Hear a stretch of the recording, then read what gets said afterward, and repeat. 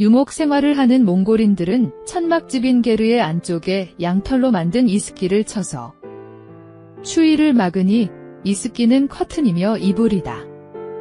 우리네 여인들이 배를 짜며 남편의 사랑을 노래로 부른 것처럼 몽골 여인들도 양털을 고르며 애정 노래를 불렀으니 남편의 식어버린 사랑을 원망하는 내용이 공통적이며 대다수를 차지한다. 아스키는 솜을 타듯 양털을 엉키지 않게 고르게 펴서 만들었는데 실상 아스키를 가장 유용하게 사용한 것은 여인들이었다. 해서 여인들은 자스키가 제대로 쓰이는 것을 아는 남성이 몇이나 될까? 라는 자조적인 소리를 하는데 몽골이 남성들은 가축을 키우느라 늦은 저녁에 돌아왔다가 이른 새벽에 집을 나서는 하숙생에 불과하기 때문이다. 더구나 몽골 유목민의 주거지는 좁고 오픈된 게르인지라 부부관계를 갖기 쉽지 않은 구조다. 자식들과 함께 생활하기에 부부만의 은밀한 공간이 없으니 마음이 동한다고 해서 실행에 옮길 수 없다. 이에 따라 부부관계가 뜸한 편인데 영국의 제조사가 조사한 세계인의 성실태에 의하면 연간 100회 내외의 부부생활로 최하위권을 기록했다. 게르는 좁지만 여성이 공간과 남성의 공간이 구분되어 있기에 부부관계를 하고 싶을 때면 남편이 여성 공간을 은근히 침범하는 것으로 신호를 보낸다고 한다. 이러한 주거 문화로 인해 몽골 여성들은 모르는 남자 앞에서도 거침없이 속옷을 갈아입는다고 한다. 한편 게르의 기둥에는 천이 묶여져 있는데 출산할 때 이 끈을 잡고 힘을 쏟아낸다고 한다. 따라서 게르는 몽골인의 삶과 풍속이 어우러진 공간이라 할 수 있다. 하지만 초원을 유랑하는 처지라 물이 귀했기에 여인들이 뒷물할 물도 없다는 농담을 주고받을 정도인지라 물을 신성시하는 동시에 두려워한다. 이는 고려시대 몽고가 우리나라를 침범, 전 국토를 유린하면서도 바다를 건너지 못해 강화도를 끝내 함락시키지 못했으며 선상에서 투쟁한 삼별초를 애써 외면한 것에서 증명된다. 따라서 몽골인은 물과 더불어 생활의 소중한 불을 가장 신성시했으니 대대로 내려오는 오래된 난로를 자버지의 불이라 부르며 막내에게 상속해주는 풍속이 있다. 막내 상속은 막내가 나이가 가장 어리기에 아버지의 유지를 가장 오래 세상에 펼칠 수 있기 때문에 생긴 것인데 물려줄 것이 별로 없는 몽골인은 생모를 제외한 아버지의 모든 부인과 결혼을 했다.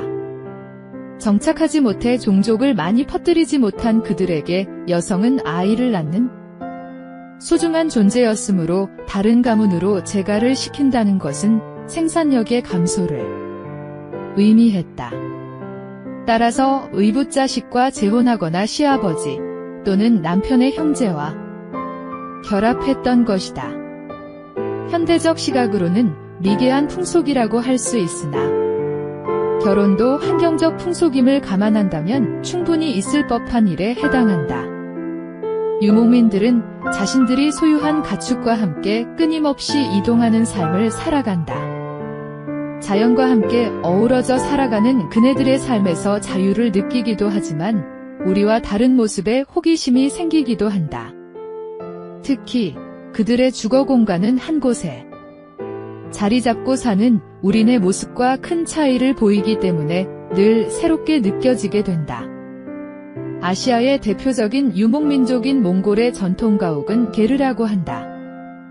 몽골 특유의 극심한 기후 변화와 유목 생활에 적합하게 발달된 이 주거 형태는 다양한 용도의 거주 시설이다. 다른 지역으로 이동할 때에 다시 세우거나 정리하기가 간편하다는 특징이 있어 예로부터 이용되어 왔다고 한다. 게르의 형태는 우리가 잘 알고 있는 원룸의 모습이라고 볼 수 있다. 남쪽에 오가는 문이 있고 중앙에 화덕이 있으며 여성과 남성의 침대가 각 2칸씩 따로 놓여 있다고 한다. 칸막이가 전혀 없는 공간에 기둥 두세 개가 지붕을 떠받치는 것이다. 한게르에 온 가족이 살게 된다고 하는데 그렇다면 몽골인의 부부 생활은 어떻게 이루어졌을까? 16세기 유럽에서는 집안에 개인용 방이 없었기 때문에 부부가 밖에 나가서 부부 생활을 즐겼다고 한다. 하지만 몽골의 기후는 밖에서 즐길 정도로 완벽하지가 않다. 그렇다고 어떤 위험이 도사리고 있을지 모르는 초원에 아이들을 내보낼 수도 없어 부부는 게르 안에서 부부 생활을 가졌다. 물론 아주 자연스럽게 아이들 보는 앞에서 말이다. 몽골의 성문화는 꽤나 개방적이라고 한다. 아이들은 어릴 때부터 부모의 부부 생활을 보고 자라며 유목 생활을 하면서 초원에서 이루어지는 동물들의 교미도 여러 차례 목격하기 때문에 그 행위가 반드시 은밀해야 한다고 생각하지 않는다는 것이다. 자연 속 동물들은 기간이면 아무렇지 않게 교미를 가지기 때문에 그것을 보는 아이들도 행위에 대해 자연스러운 것으로 인식한다. 자연스러운 행위의 일부로 보지만 몽골에서도 성에 대한 인식은 존재한다. 부부의 생활은 항상 여성의 침대에서만 이루어진다는 것이다. 그들은 이것이 여성에 대한 배려라고 여기는데 행위에 있어서 여성의 자존심을 지켜줘야 한다는 생각을 갖고 있기 때문이다.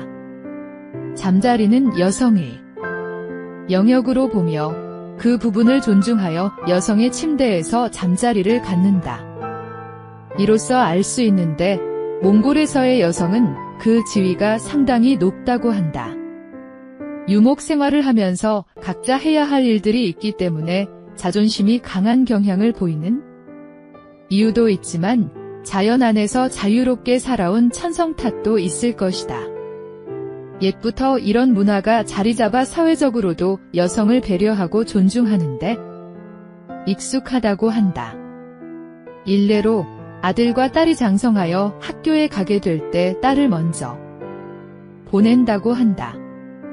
아들은 공부시키고 딸은 일해야 했던 예전 우리네 모습과 다른 문화인 것이다. 또한 몽골의 성풍속 중에 은밀하게 이루어지는 것도 있는데 바로 청춘 남녀들의 야합이다. 주로 우거진 풀숲에서 이루어지는 젊은이들의 야합은 올가를 이용해 남들 눈을 피하게 된다. 올가는 야생마를 길들일 때 쓰는 작대기에 밧줄 고리를 단 물건으로 풀숲 앞에 이것을 꽂아 놓으면 그 근처에 사람들이 가지 않는다. 이것은 전통적으로 이어져 온 하나의 신호라고 한다. 자연스러움과 은밀함이 공존하는 몽골의 성문화, 숨기는데 급급한 우리의 성문화가 배워야 할 부분이 아닌가 생각해본다.